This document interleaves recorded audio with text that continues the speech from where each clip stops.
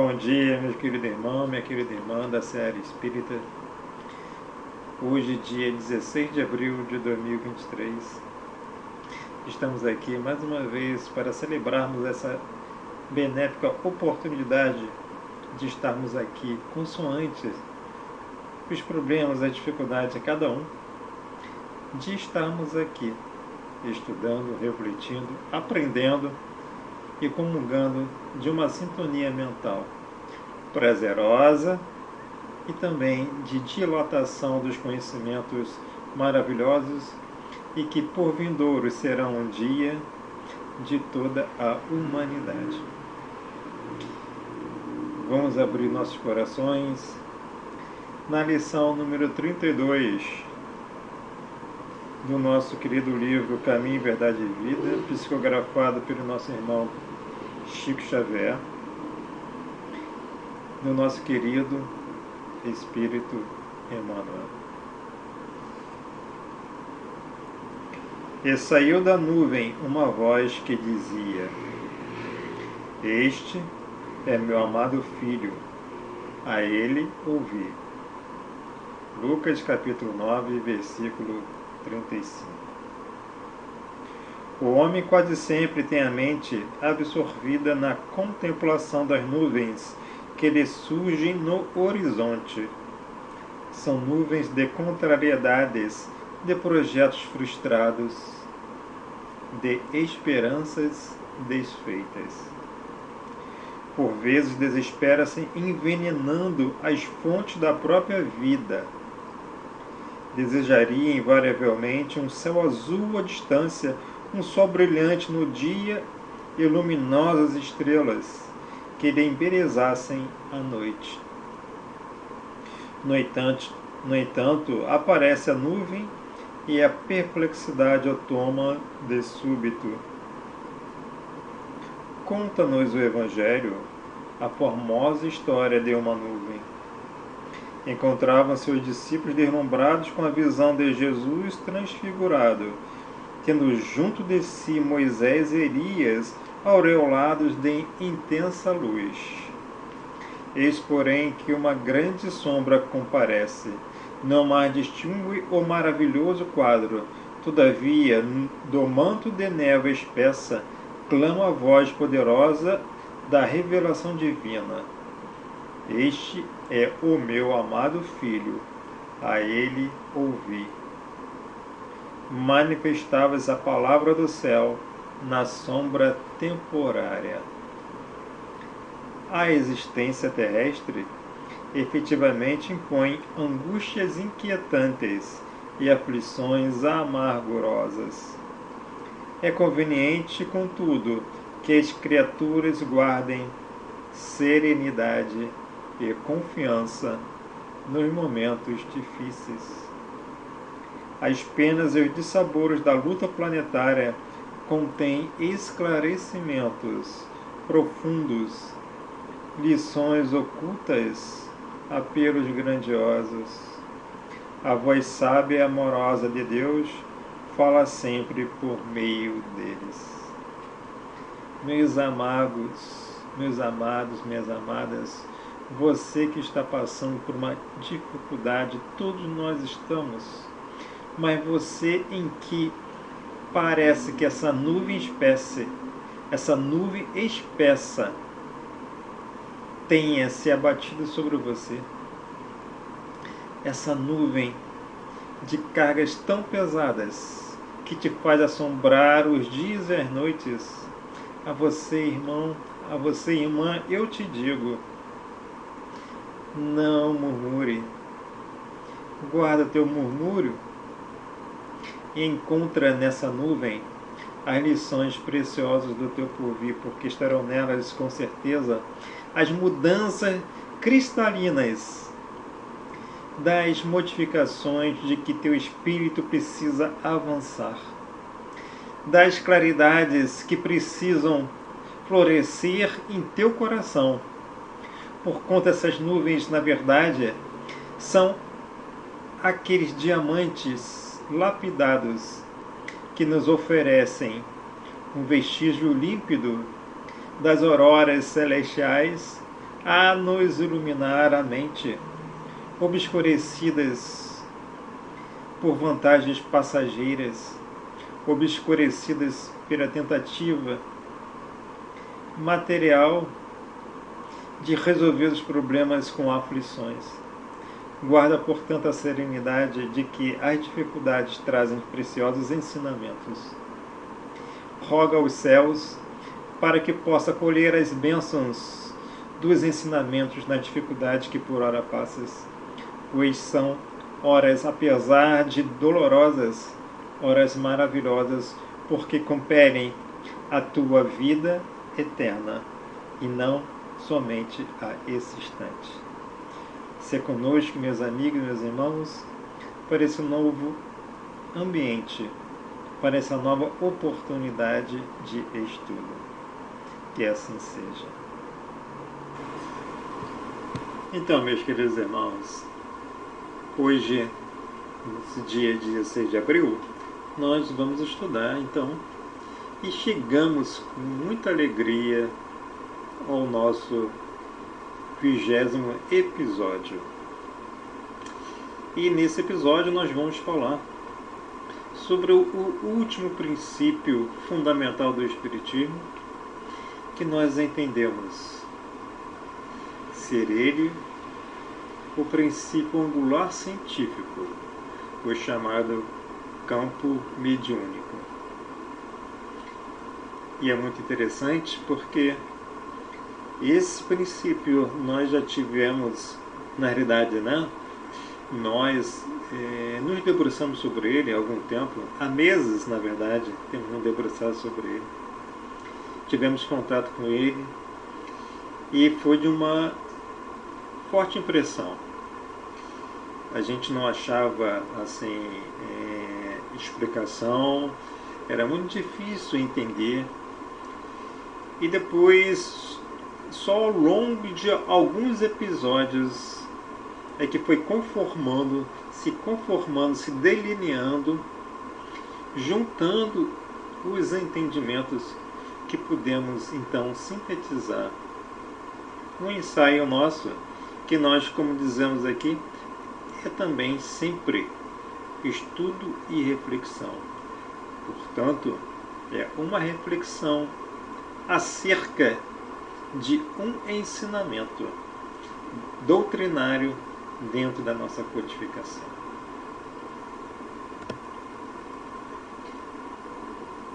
Então, a gente chega então ao princípio angular científico do Espiritismo.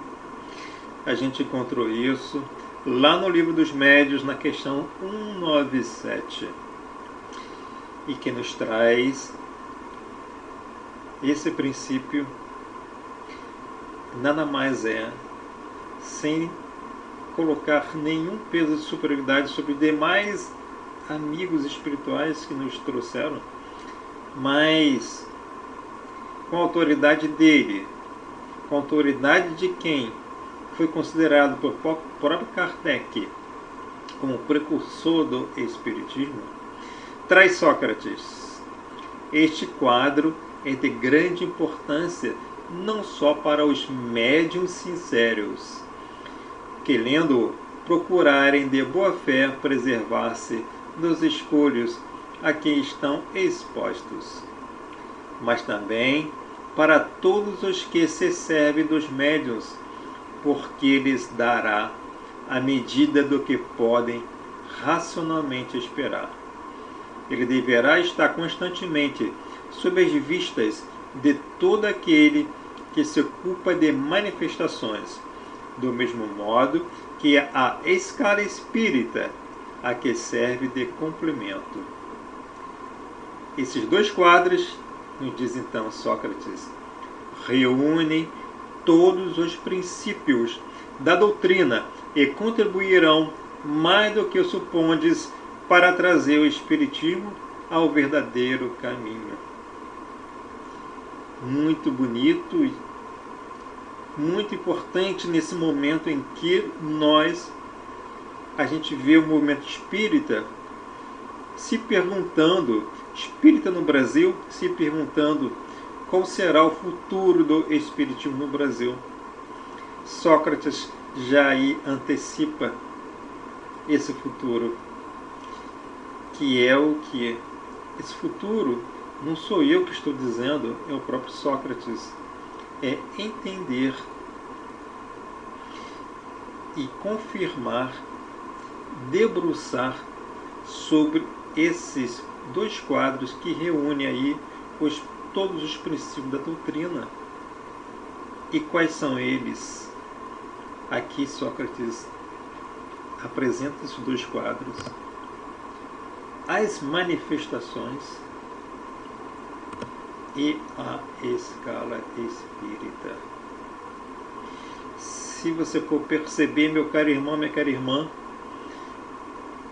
todas as manifestações espíritas, desde as mesas gerantes, elas são feitas por uma escala espírita, ou seja, os espíritos que estão afeitos a manifestações físicas mais grosseiras são também aqueles que estão na escala física, na escala espiritual, com um compromisso ainda pesado na espiritualidade, do ponto de vista da densidade da sua evolução. Ainda se encontra, portanto, numa escala densa da sua evolução espiritual.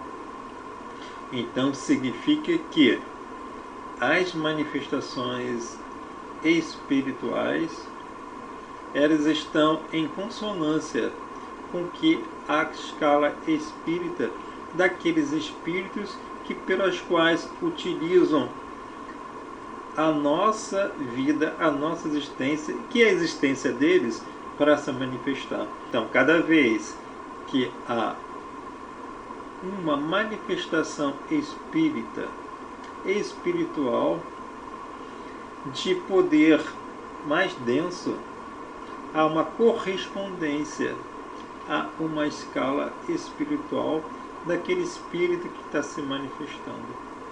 Agora, vamos seguir a trilha que Kardec nos deu.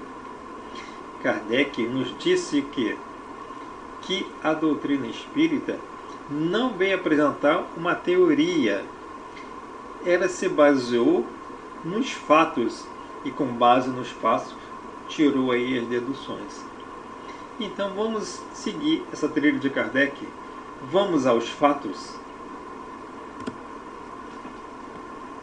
O primeiro deles é isso. É o que vem nos dizer André Luiz, em Missionários da Luz, no capítulo sobre desenvolvimento mediúnico, página 28, em que ele afirma: todas as manifestações psicofísicas se derivam de influenciação espiritual. Ou seja, não há na natureza da nossa existência nenhuma manifestação psicofísica que não tenha por trás dela uma causa de influência espiritual.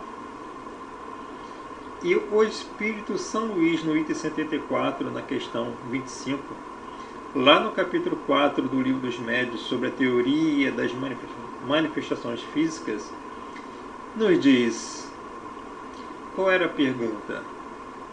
Entre os fenômenos que se apontam como probantes da natureza de uma potência oculta, alguns há evidentemente contrários a todos os conhecidos, as conhecidas leis da natureza. Nesses casos, não será legítima a dúvida?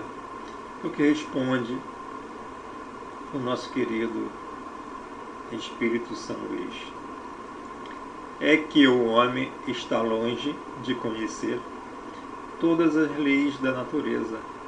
Se as conhecesse todas, seria espírito superior. Mostrando clara aí uma correlação entre o que diz André Luiz e o São Luís. Ou seja, se há uma influenciação espiritual em todas as manifestações psicofísicas, essas manifestações, o entendimento dessas manifestações são derivadas também o quê? De uma escala evolutiva em que nos permite manusear, manejar e conhecer a lei da natureza de acordo com nossa evolução. Ou seja, ascenderemos ao conhecimento de todos os fenômenos da lei da natureza quando assim chegarmos na escala de espíritos superiores. Então, o que nós vamos fazer agora importante, né? Nós vamos estudar alguns fatos que demonstram, fatos o quê? De manifestações mediúnicas que demonstram essa, visão em que Sócrates nos trouxe, ou seja, do quadro, cita manifestação e escala espírita. Para daí, a partir daí, a gente fazer o quê? A gente buscar uma explicação que vamos fazer no próximo capítulo, no próximo domingo, e a partir dessa explicação, então, extrair um ensaio teórico sobre o princípio angular científico do Espiritismo, que nós carinhosamente recebemos e adotamos o nome de campo mediúnico.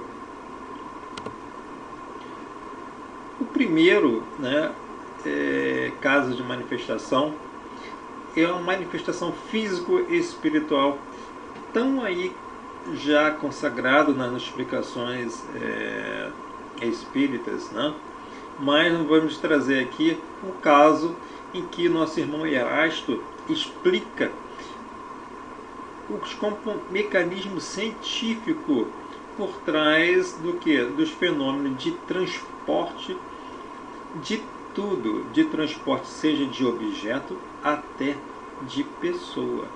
Então vejam como diz nosso querido espírito Erasto. Em geral, os fatos de transporte são e continuarão a ser extremamente raros. Não preciso demonstrar porque são e serão menos frequentes do que os outros fenômenos de tangibilidade. Do que digo, vós mesmos podeis deduzi-lo.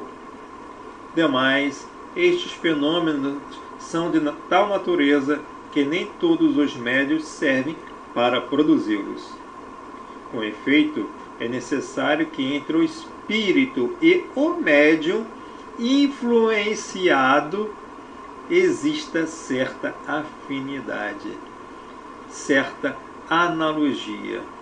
Em suma, certa semelhança capaz de permitir que a parte expansível do fluido perispirítico do encarnado se misture, se una, se combine com o fluido do espírito que queira fazer um transporte.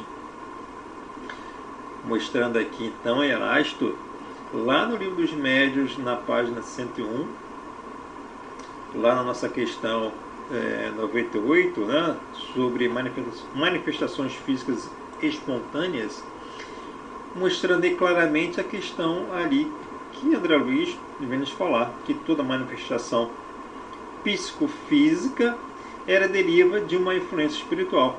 Então, os efeitos aqui que estão demonstrados aqui, apresentados aqui pelo Erasto, é o que? É o transporte, que é necessário o quê? Que haja uma combinação entre o médium influenciado por um espírito, em que haja uma semelhança entre o que? Entre a parte expansível do perispírito do médium, tá certo? Que possa se misturar então com o quê? Com o fluido do espírito, que vai agir então sobre esse fluido então perispirítico do médium, e aí permitir então que faça o quê? Que faça os transportes até arremessos de coisas, de pedras, por exemplo. E a explicação de Erasto também continua. Deve ser tal essa fusão que a força resultante dela se torne, por assim dizer, uma. Do mesmo modo que, atuando sobre o carvão, uma corrente elétrica produz um só foco, uma só claridade.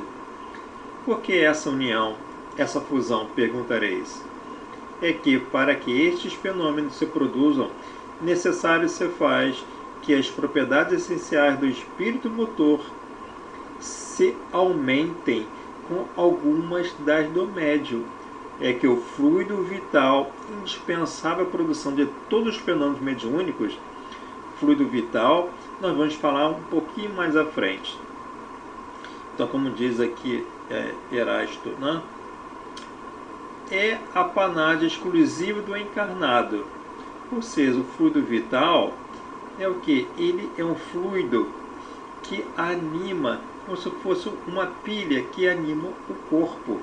Então existe o espírito que encarna, tá certo? No corpo, mas quem dá vida ao corpo é o fluido vital. O espírito, ele intelectualiza a matéria. Por isso que às vezes pode haver o que? A morte cerebral, ou seja, mas que é a morte cerebral? Na verdade, é a saída do espírito, mas continuar o corpo ainda vivo, porque ainda existe ali o que? Um tônus, não é isso? Um fio desse fluido vital mantendo a energia daquele corpo. Enquanto não se exaurir aquele fluido vital, não se dará, entre aspas, a morte daquele corpo. Entendeu? Então diz aqui Erasto: só então pode, mediante certas propriedades que desconheceis do vosso meio ambiente, isolar, tornar invisíveis e fazer que se movam alguns objetos materiais e mesmo os encarnados.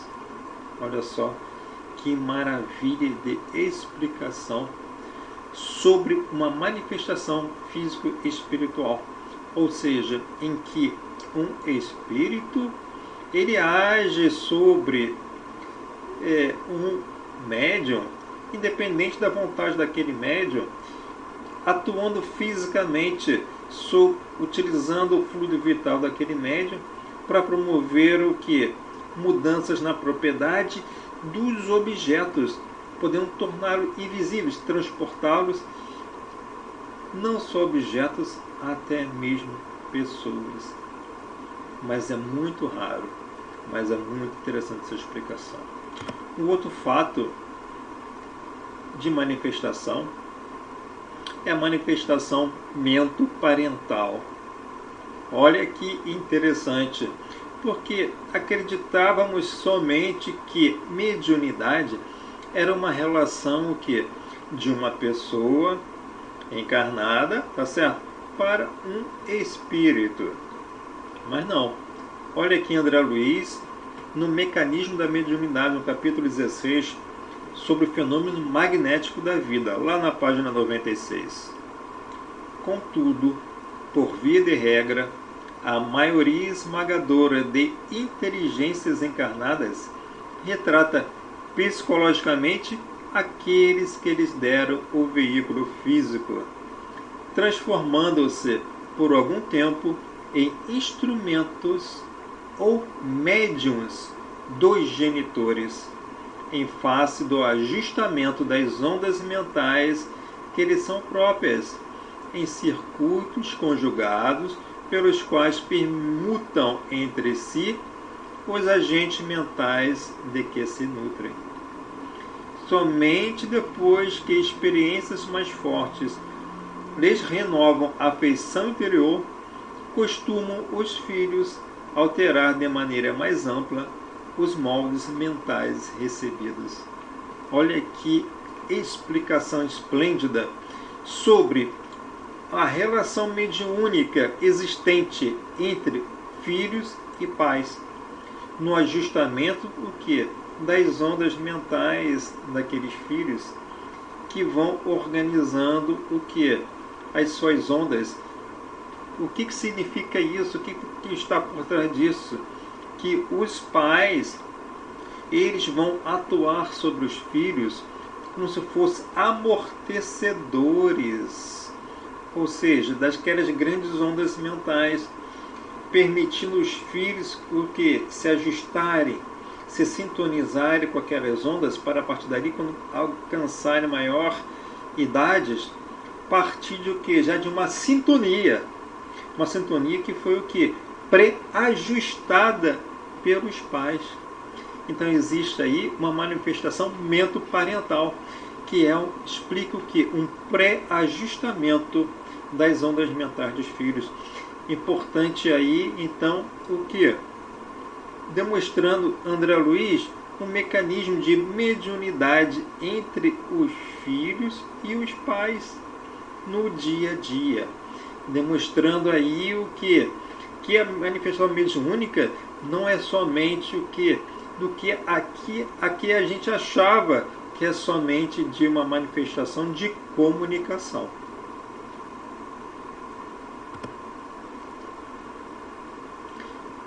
As manifestações mento-espirituais, né? São aquelas que trazem maiores perturbações à humanidade. Nos diz, então, o instrutor de André Luiz, chamado Calderaro, no livro No Mundo Maior, no capítulo 8, lá na página 123, sobre no santuário da alma. Diz então Calderaro: as zonas motoras de Marcelo, em razão disso, salientou o atencioso orientador, simbolizando a moradia das forças conscientes, em sua atualidade de trabalho, constitui uma região perispiritual em convalescença, quais as sensíveis cicatrizes do corpo físico. Ao se reaproximar de velhos desafetos da onde? Da espiritualidade, o rapaz, que ainda não consolidou o equilíbrio integral, sujeita-se aos violentos choques psíquicos, com o que as emoções se lhe desvairam, afastando-se da necessária harmonia. A mente desorientada abandona o leme da organização perispirítica e dos elementos fisiológicos. Assume condições excêntricas, dispersa as energias que lhe são peculiares em movimentos desordenados. Passa então essas energias a atritarem-se e a emitir radiações de baixa frequência, aproximadamente igual a de que lhe incidia do pensamento alucinado de suas vítimas. Então, evidenciando aqui Calderaro o mecanismo em que um jovem hoje chamado Marcelo, acudido pelos problemas, né, da epilepsia, mostrando então Calderaro como que aconteceu esse processo, ou seja, aquelas energias, né, que eram irradiadas pelo pensamento das vítimas, as vítimas desse querido irmão Marcelo, passaram então o que? A desorientar a mente dele, que acaba a mente espiritual, que então, em contato pelo sono, né? No caso dele, pelo sono, ele acaba o que? Se desorientando e deixando a própria organização perispirítica e os elementos fisiológicos, o espírito, e o corpo então entra em choque. Essas emissões destruidoras, continua Calderaro, invadem a matéria delicada do córtex encefálico, assenhoreiam-se dos centros corticais, perturbam as sedes da memória, da fala, da audição, da sensibilidade, da visão e inúmeras outras sedes do governo de vários estímulos. Temos de start o grande mal de sintomatologia aparatosa, determinando as convulsões nas quais o corpo físico prostrado, vencido, mais se assemelha à embarcação repentinamente a matrorca, ou seja, o quadro convulsionário do epilético.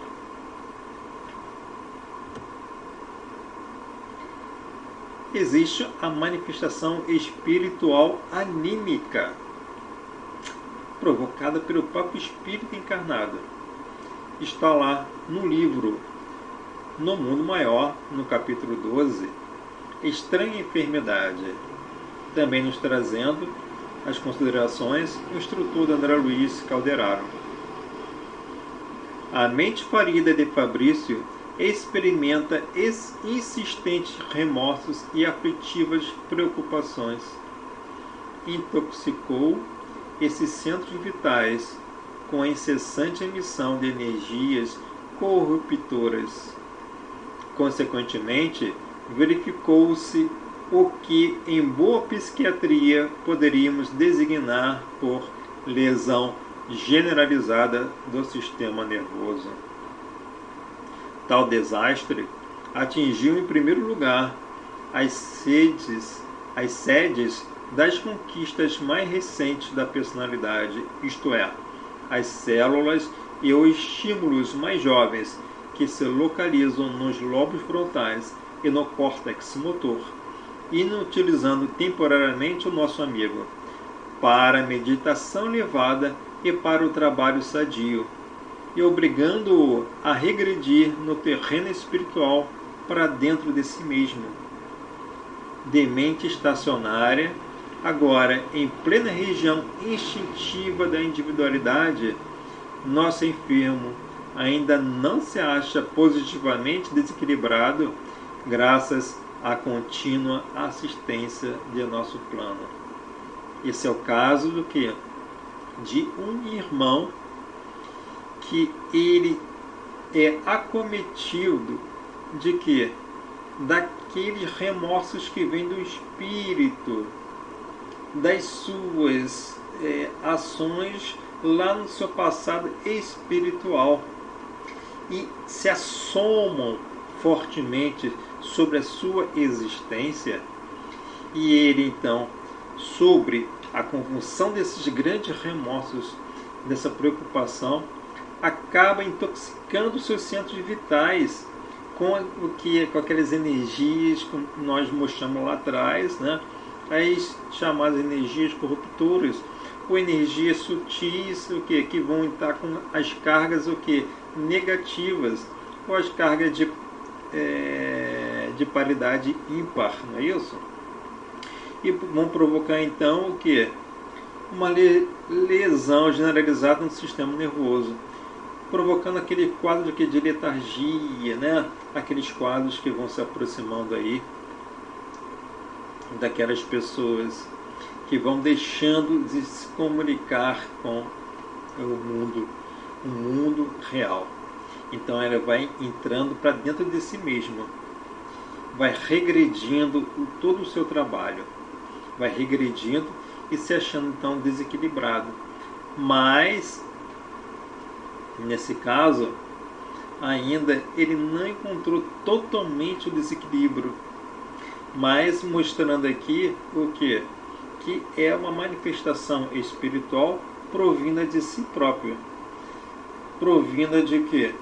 Provinda, portanto, de uma atuação lá da consciência espiritual que se projeta sobre essa existência. Por último, meus irmãos, vamos ver duas últimas manifestações. Uma chamada manifestação coletiva, chamada manifestação reguladora. Então nos diz um outro instrutor, lá no livro também No Mundo Maior, no capítulo 15, Apego Cristão, que é o instrutor Eusébio, que narra que no plano espiritual recebeu o quê? Ele recebeu centenas de espíritos que estavam encarnados, mas eram espíritos de onde? Era espírito das igrejas protestantes e católicas, que foram no plano espiritual receber então uma orientação para reorganizá-los, o que nas suas atividades aqui na Terra, por meio que da vigilância através das suas atividades religiosas. Então disse Eusébio: qual ocorre a ciência, a religião tem seu trabalho específico no mundo, força equilibrante do pensamento. Seus servidores são chamados a colaborar na harmonia da mente humana. Na atuação da fé positiva reside a força reguladora das paixões, dos impulsos irresistíveis da animalidade, de que todos emergimos no processo evolucionário que nos preside a existência. Olha aí, então, um fenômeno coletivo da maior importância. A religião é o que? Ela é uma importante reguladora através de um trabalho espiritual conjunto. Portanto, é uma manifestação explícita aí de uma mediunidade coletiva. E é importante que nós espíritas pensemos bem nisso, para que possamos ter um pouco, naturalmente, que possuímos um pouco mais de entendimento por conta das verdades que nos chegam até nós através do conhecimento, mas que precisamos exercitar também a compreensão equilibrada das ignorâncias dos nossos irmãos, sem com isso nos modificar, quando é preciso, a nossa explicação em tom sempre o que? Equilibrado. E, irmãos, chegamos ao final com uma manifestação das mais importantes. A manifestação espiritual maior, em que diz Calderaro, no Mundo Maior, no capítulo 9, sobre a mediunidade. Diz então ele a André Luiz: com Jesus, o aspecto da mediunidade é diferente. Mantém-se o mestre em permanente contato com o Pai, através da própria consciência, do próprio coração. Transmite aos homens a revelação divina, vivendo-a em si mesmo. Não reclama justiça, nem pede compreensão imediata. Ama as criaturas e serve-as, mantendo-se unido a Deus. Jesus Cristo não encarna a noção de mediunidade como temos entendido ou compreendido como medianeiro entre as necessidades humanas e um espírito que vem a estabelecer algum contato, alguma comunicação. Jesus é um mestre maior da mediunidade. Ele tem uma mediunidade o que? Espiritual maior, em que na realidade a mediunidade dele é o que? É um campo de consciência. O campo mediúnico dele alcançou uma consciência plena com Deus. Encontra em Deus a plena existência, a plena emoção, a plena noção do seu amor integral e dessa compreensão e irradia de Jesus, dele próprio, em comunhão perfeita com Deus, os pensamentos divinos, a ação divina, as manifestações puras e científicas maiores em que o Mestre pôde promover na sua estada aqui na Terra. Explicando aí, então, que existe, como Sócrates nos disse, uma estreita correlação entre manifestações psicofísicas aqui na Terra e escala evolutiva. Esperamos ter apresentado a você, meu querido irmão, no conjunto dessas manifestações, um pequeno espectro das possíveis manifestações, das existentes tipos de manifestações espirituais, as suas influências para o homem, e demonstrando aqui também o que? A escala evolutiva dessas manifestações.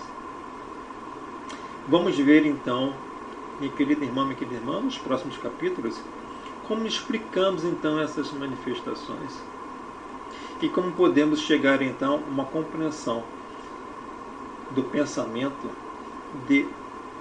da existência de um campo mediúnico. E assim, minha querida irmã, chegamos ao final desse pequeno episódio. E eu convido a você a fazer as suas reflexões, os seus estudos, buscar aí sempre presente.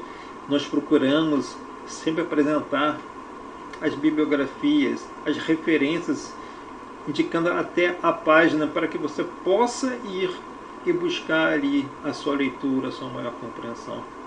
Buscamos aqui antecipar uma visão, uma reflexão sobre alguns aspectos. E esperamos encontrar em você, minha querida irmã, uma oportunidade de divulgar esses nossos estudos, seja através de curtida ou mesmo pelo seu compartilhamento. Nós sabemos sim que nós temos uma precariedade no nosso espaço ainda, mas chegaremos lá. O importante é que busquemos aqui a compreensão dessa doutrina maravilhosa e que possamos, através dela, não através dos espaços suntuosos, mas ainda que chegarmos lá a um pequeno conforto para melhorar a qualidade dos nossos vídeos, mas que, sobretudo, possamos encontrar em cada capítulo desse uma singela oportunidade de oferecer a um irmão, a irmã, compromissado com seus problemas, com seus desafios, uma oportunidade de estender os seus pensamentos para além das suas matérias, dos seus problemas em que esteja encerrado e que não divisa outra oportunidade de enxergar, de entender e de se posicionar. Meu querido irmão, minha querida irmã, encontre aqui uma pequena oportunidade de tocar a porta desse irmão, dessa irmã, que esteja aí em luta consigo próprio, para que possa ter uma oportunidade singela de despertar uma oportunidade de novos conhecimentos acerca desse manancial de ensinamentos divinos, celestiais e científicos a todos. Que assim seja, meu irmão. Tenha uma ótima semana e nos encontramos no próximo domingo. Que assim seja.